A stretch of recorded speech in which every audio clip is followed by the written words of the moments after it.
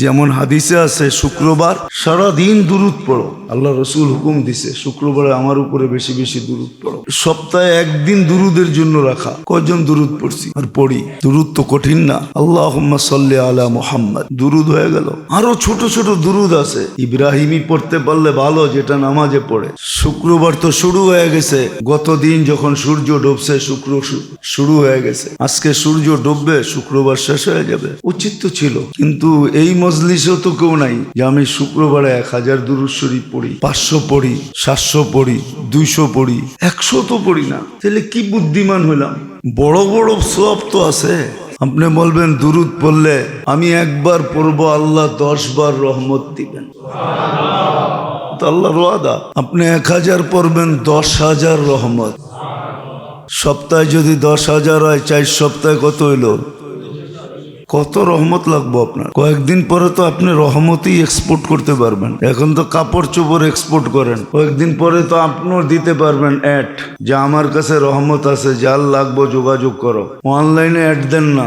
তো কত মানুষ ধোঁকা খেয়ে গেছে এই পর্যন্ত, না খায় নাই? হাজারো মানুষ ধোঁকা খেয়ে গেছে। তো সময়ের মূল্য যে দিল সেই বুদ্ধিমান। যদিও ভাবতে কষ্ট লাগে যে এতটুকুর উপরে এতটি বিনিময়, তুমি চিনবাটা কি? তুমি চিনলে না, চিনলে বলতা ঠিকই আছে। চিনলে বলতা ঠিকই আছে। আল্লাহ বললে যে সওয়াব মিলে, ওটা যে আল্লাহ চিনছে ও বলবে ঠিকই আছে। হ্যাঁ, আল্লাহ হিসাবে এতটুকুই পাওয়া সমচিন যোগ্য। কেন? আল্লাহর নাম নিছে। কার নাম? আল্লাহর নাম নিছে। সুবহান আল্লাহ, এটা আল্লাহর নাম নিছে। আলহামদুলিল্লাহ, এটা আল্লাহর নাম নিছে। তো ওনার নামের উপরে যা দিছে, এটাও একদিক দিয়ে লজিকলি তাকাইলে দেখা যায় কমই হয়েছে। কিন্তু মাঝে মাঝে বিবেক বলে 2 সেকেন্ডে এত, এটা হয় কি কইরা? তো যার বিবেকের সমস্যা আছে সে বলে হয় কি কইরা? এত বড় বড় সওয়াব, এটা হয় কি কইরা? অনেকে বইলা ফেলে। আবার অনেকে ভাবে যে না, এই সওয়াব, এই উচ্চারণও কিছু হইল না, কিছুই করতে পারলাম না। আর অনেকজনে ভাবে এতটি তো হয়ে গেল, আর কি করবো? এই জন্য কিছু হাজি আছে, দেখবেন হজের আগে যেরকম, হজের পরও ওরকমই, শুধু আলহাজ লেখে আর কি। হজের আগে যেরকম, আবার অনেকে দেখবেন হজের পরে আরো বাইরা যায়। উনি কয় পিছনে সব মাফ হয়ে গেছে, যতটি রাখা আছে এটি দিয়েই তো জিন্দগি শেষ হয়ে যাইব, তারপরও যা থাইকা যাইব ওটি দিয়ে পার হয়ে যাবো, ঠিক না? কেন? 1 দিন 1 লক্ষ দিন। মক্কা শরীফ ছিলাম 1 মাস, মদিনা 1 মাস, এক জায়গায় 50,000, এক জায়গায় 1 লাখ। এত খাইব কে? ঠিক না? এই জন্য উনি আইসা আরো জোরে চড়ে শুরু করে।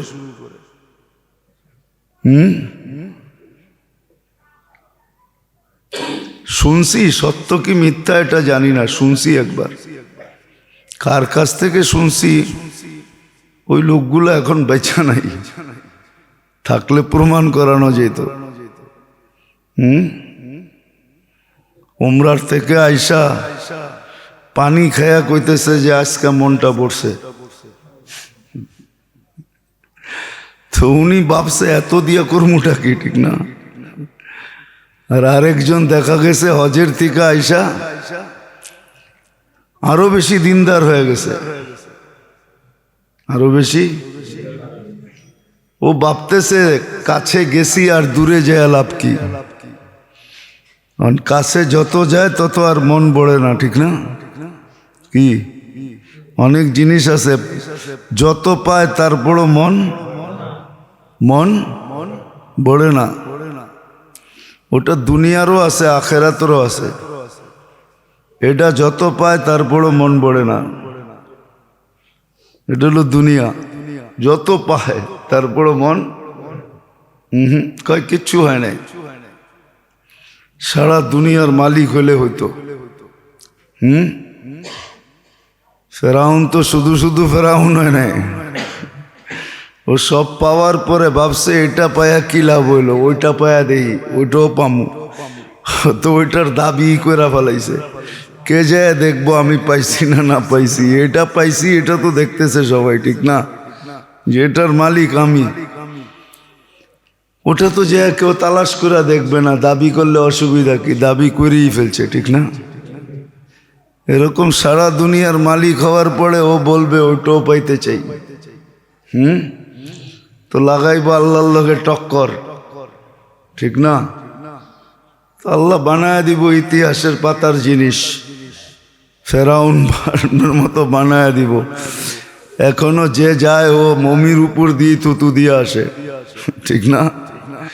এমনকি কাফের পর্যন্ত থুতু দিয়ে আসে।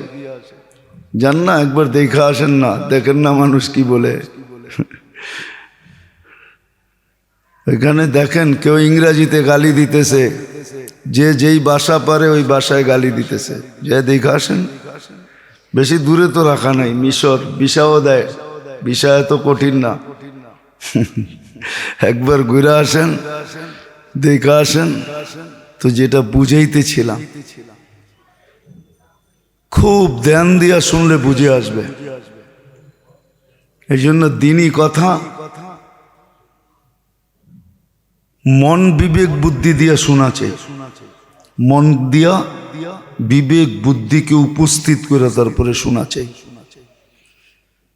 তাহলে বুঝে আসবে। ওয়ালাকাদ ইয়াসসারনাল কুরআন, আল্লাহ বলছে সহজ করছি, কঠিন না। লিযিকরি ফাহাল মিন মুদ্দাক্কির, এই জন্য সহজ। কিন্তু মন বিবেক বুদ্ধি সব একত্রিত করে শুনতে হবে, তাহলে বুঝে আসবে।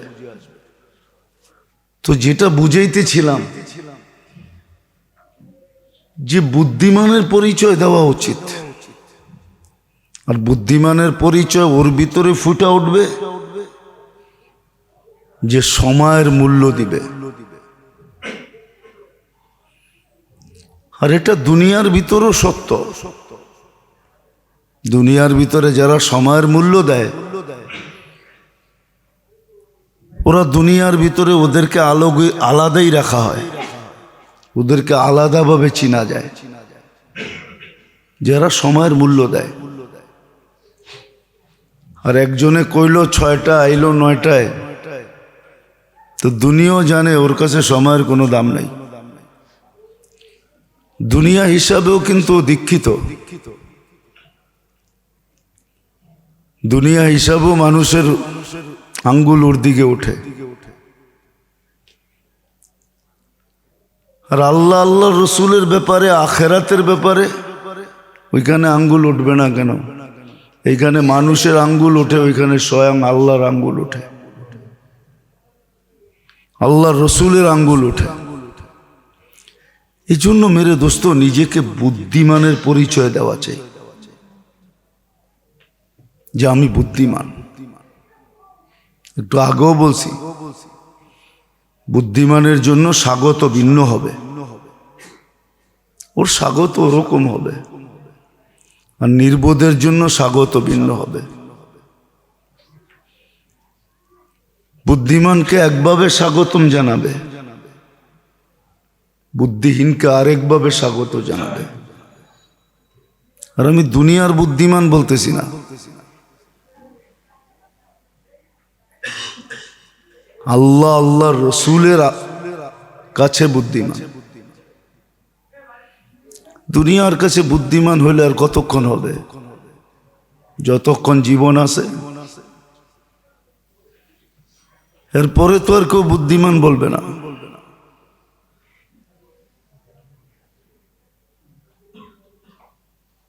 হ্যাঁ, বললে আবার রাগ হয়ে যাবেন, অন্যরকম হয়ে যাবে।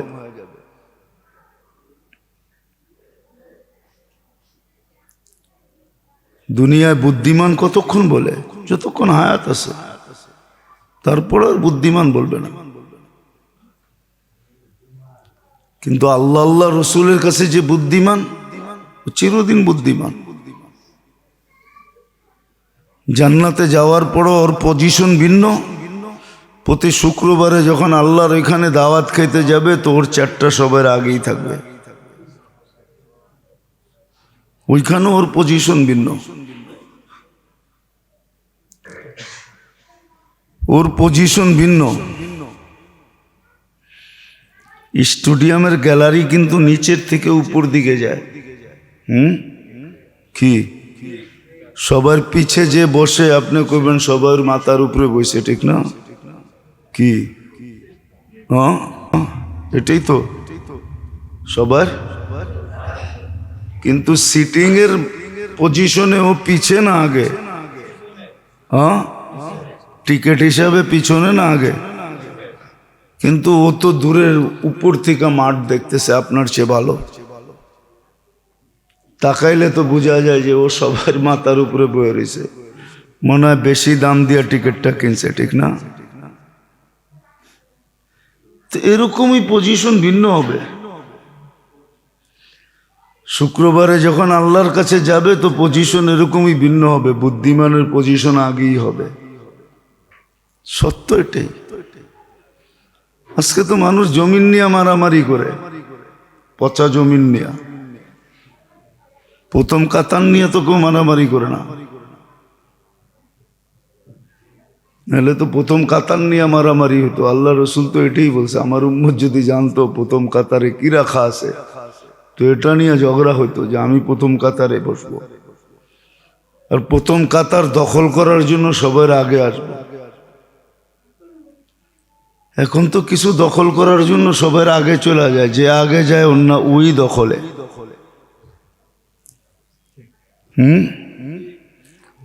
আর মসজিদে তো আসে এরকম, প্রথম কাতারের জন্য করে না, আমি প্রথম কাতারে বসবো, সবার আগে যাব। আবার এটাও বলে দিছে, প্রথম কাতারালায় যদি অন্য কাউরে একরাম করলো, সম্মান দেখায়া তার জায়গাটা ছেড়ে দিল, তো 40 দিন পর্যন্ত প্রথম কাতারের সওয়াব পাবে।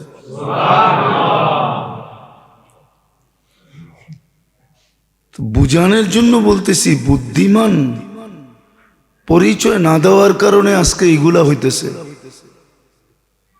তা আমি দুনিয়ার বুদ্ধিমান বুঝাইতে চাইতেছি না। দুনিয়ায় কিছু বুদ্ধিমান লোক আছে, সারাদিন জমির অফিসে থাকে। কোন জমিনের কাগজ দুর্বল, একটু ভেজাল, ওটা কিভাবে লইতে পারি। কিছু বুদ্ধিমান আছে এরকম, না নাই? হ্যাঁ, আমাদের সমাজে নাই এরকম বুদ্ধিমান? ও কি বুদ্ধিমান নাকি? হ্যাঁ, মানুষের চোখে বুদ্ধিমান। যে দেখো বুদ্ধি খাটায় কয়টা বাড়ির মালিক হয়ে গেছে, ও বাড়ির মালিক হয় নাই। ও যেটার মালিক হয়েছে ওটা কালকে দেখা যাবে। কি বুঝাইলে বুঝবেন কিনা জানি না, কখনো তো দেখেন নাই। আমরা ছোটবেলা দেখতাম আর কি, চন্দ্রগ্রহণ হইলে বড় বলের ভিতরে পানি নিয়া তো ছাদের ভিতরে রেখা, খোলা জায়গায় রেখা দেখতাম চানটা এটার মধ্যে আয়া পড়ছে। চানটা কি আইছে নাকি বলের মধ্যে? না, চাঁদ চাঁদের জায়গায় আছে। আপনি যদি বলেন চাঁদ তো আমার বলের ভিতরে, মনে হয় এরকম দেখেন নাই কখনো, ঠিক না? তাহলে চন্দ্রগ্রহণটা ভালো দেখা যায়, ভালো বোঝা যায়। তো যদি ভাবে যে চাঁদ আমার বালতির ভিতরে চলে আসছে আর বলের ভিতরে চলে আসছে, আমাকে পুষ্কুনিতে চাঁদ চলে আসছে, ঠিক না? গ্রাম দেশে তো পুষ্কুনিতে দেখতো, গ্রামই তো দেখেন নাই, কোত্থেকে বুঝবেন? তো এখন যদি মনে করে আমার পুষ্কনির ভিতরে চাঁদ চলে আসছে, বুদ্ধি দিয়া কয়টা বাড়ির মালিক হয়ে গেছে। আসলেও বাড়ির মালিক হয় নাই। চাঁদ যেরকম পুষ্কনির ভিতরে দেখা যায়, এরকম ওর বাড়ি আপনার চোখে দেখা যায়। আসলেও বাড়ির মালিক হয় নাই, কালকে বোঝা যাবে কার মালিক হয়েছে। তো যেটা বুঝাইতেছিলাম, আল্লাহ করুক বুঝে আসুক, আল্লাহ করুক আমরা শিখি। শিখলে আমি বুদ্ধিমান হইতে পারবো। এই জন্যই আল্লাহ সময়ের মূল্য নির্ধারণ করছেন।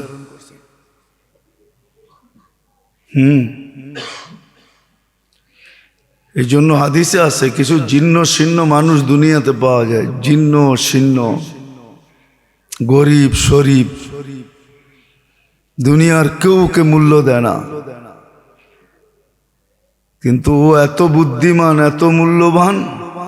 লাউ আকসামা লা আবাররাহুল্লাহ, এ কসম খাইতে দেরি, আল্লাহ পুরা করতে দেরি করেন না। কিন্তু ওরা কসম খায়ও না। ওরা জানে এইখানে খায়া কি করব, ওইখানে যেয়ে খাবো। আজকে দেখায় কি করব, কালকে দেখাবো। আজকে দেখাবো না, কালকে দেখাবো। আজকে দেখাইলে কম লাগবে, কালকে দেখাইলে অনেক লাগবে, দিলে অনেক লাগবে। আছে সত্য, এরকম লোক আছে, জীর্ণ শীর্ণ, গরিব শরীফ, দুনিয়ায় কোনো মূল্য নাই, কিন্তু আল্লাহর কাছে বড় মূল্যবান, বড় বুদ্ধিমানও। এই জন্য হাদিসে জোর দিয়ে বলা আছে, বেহুদা কথার থেকে বাঁচো। যেই কথায় কোনো উদ্দেশ্য নাই, কোনো লাভ নাই, এতটুক পর্যন্ত বলা আছে যে ঘরে ঢুকা জিজ্ঞাসা করো না কি পাকাইছো, একটু পরে তো তোমার সামনে এমনি আসবে, তখন তো দেখা নিবা যে কি পাকাইছে। না ভালো পাকাইলে এখন স্বাদ লাগবে, খাওয়া ছাড়া তো স্বাদ লাগে না, লাগে? না খারাপ পাকাইলে অমজা লাগবে, নাম শুই না তো মজা অমজা বোঝা যায় না। অনেক সময় তো শাকও মজা হয়, ঠিক না? মজা হয় না? অনেক সময় দেখা যায় কাঁচামরিচও মজা লাগে, বিরাট কাচ্চির চেয়ে বেশি। জান না এমন জায়গায় যেখানে মরিচ পাওয়া যায় না, ওরা মরিচ খায় না। 2-3 মাস কাটায় আসেন বাংলাদেশে, আইসা যখন কাঁচামরিচ দেখবেন তখন আপনি খাইবেন আর কইবেন যে আহারে, ঠিক না? জীবনে তো হয় না এরম কোনো দিন, হইলে না বসতেন যে কি মজা লাগে, তখন ডাইল ভাত কিরম মজা লাগে। এটা সফরে গেলে বোঝা যায় না, এলে বোঝা যায় না। আমাদের জীবনে বহুতবার এরকম আছে, মনে হয় যে জীবনে খাই নাই, মনে হয় এরম করে খাইতেছিলাম। তো যা হোক, যেটা বুঝাইতেছিলাম যে সবচেয়ে বড় বুদ্ধির পরিচয় এটা, বুদ্ধিমানের পরিচয় এটা, যে মানুষ নিজের যে সময়কে মূল্যায়ন করে। সার কথাই এটা, সময়কে মূল্যায়ন করা। এখন কি দ্বারা করব এটা আমার ইচ্ছা। যেমন হাদিসে আছে শুক্রবার সারাদিন দুরূদ পড়ো, আল্লাহ রসুল হুকুম দিছে শুক্রবারে আমার উপরে বেশি বেশি দুরূদ পড়ো। সপ্তাহে একদিন দুরূদের জন্য রাখা। কয়জন দুরূদ পড়ছি আর পড়ি? দুরূদ তো কঠিন না। আল্লাহুম্মা সাল্লি আলা মুহাম্মদ, দুরূদ হয়ে গেল।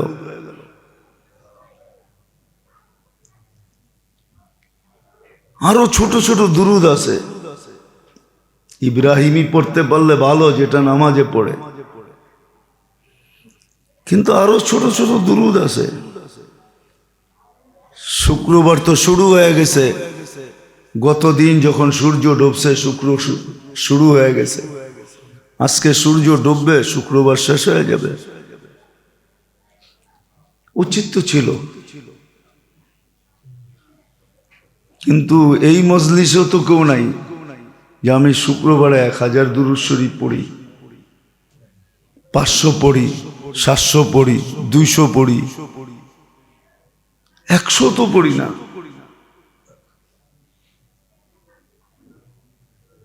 তাহলে কি বুদ্ধিমান হইলাম?